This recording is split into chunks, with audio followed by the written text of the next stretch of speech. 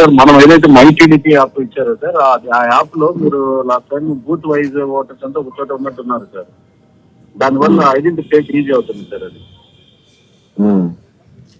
Identification easy అవడం వల్ల త్వరగా డిస్ట్రిబ్యూట్ చేయగలుగుతున్నారు.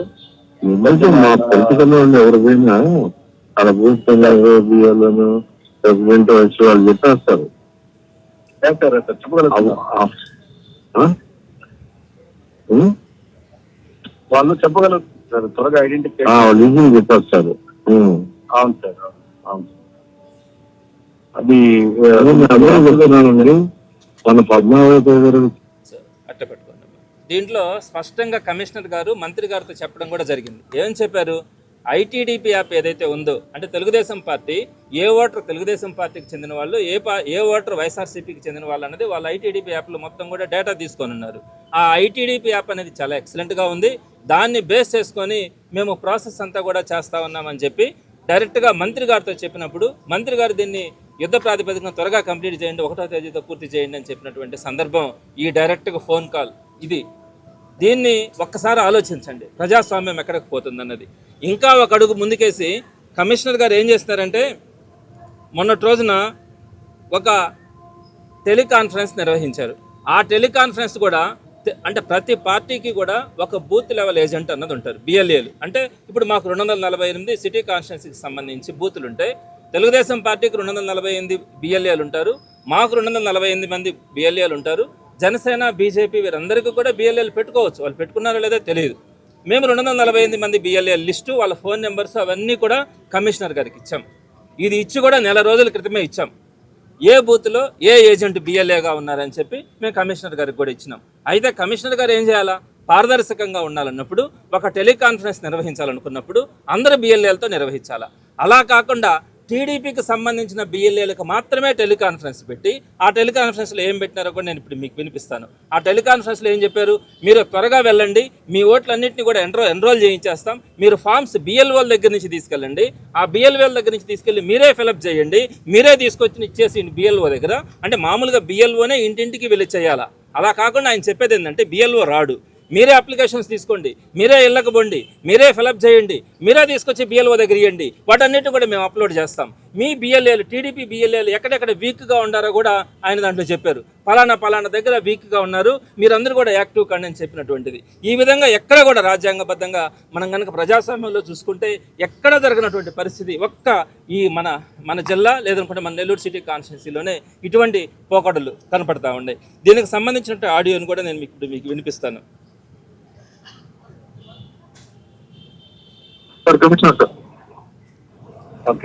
టీడీపీ బిఎల్ఏలతో మాత్రమే ఇది ఆయన conference. Okay. Good evening all BLAs అండి. బిఎల్ఏస్ అందరు కూడా ఇప్పుడు మనం జరుగుతున్నటువంటి యాక్టివిటీలో డిజిటైజేషన్ అంటే ఒకటి డిస్ట్రిబ్యూషన్ ఆఫ్ ఫామ్స్ డిస్ట్రిబ్యూట్ చేస్తాము. డిస్ట్రిబ్యూషన్ చేసినటువంటి ఫామ్స్ ని ఎలక్టర్ ఫిల్ చేసి తిరిగి బిఎల్ఓకి ఇచ్చినట్లయితే బిఎల్ఓ దాన్ని డిజిటైజ్ చేస్తారు, అంటే దాన్ని ఆన్లైన్ చేస్తారు. అది మీ అందరికీ బిఎల్ఏలు అందరికీ తెలిసిన విషయమే. కాబట్టి బిఎల్ఏస్ కొన్ని చోట్ల ఫామ్స్ డిస్ట్రిబ్యూషన్ అయిన తర్వాత వాటిని ఎలక్టర్ ఫిల్ చేసిన తర్వాత తిరిగి బిఎల్ఓకి ఇవ్వడంలో కొన్ని చోట్ల ఆలస్యం అవుతుంది. అవి ఆలస్యం కావడం వల్ల ఆన్లైన్ చేసేటువంటి పర్సెంటేజ్ తగ్గుతుంది. సో కాబట్టి బిఎల్ఏస్ అందరూ ఈ ఫామ్స్ ని ఫిల్ చేసిన ఫామ్స్ తిరిగి బిఎల్ఏస్ కి తెచ్చిచ్చినట్లయితే అది ఆన్లైన్ చేస్తారు. దాని విషయంలో అందరూ కూడా కొంచెం యాక్టివ్గా ఉండాల్సిందిగా తెలియజేస్తున్నాను.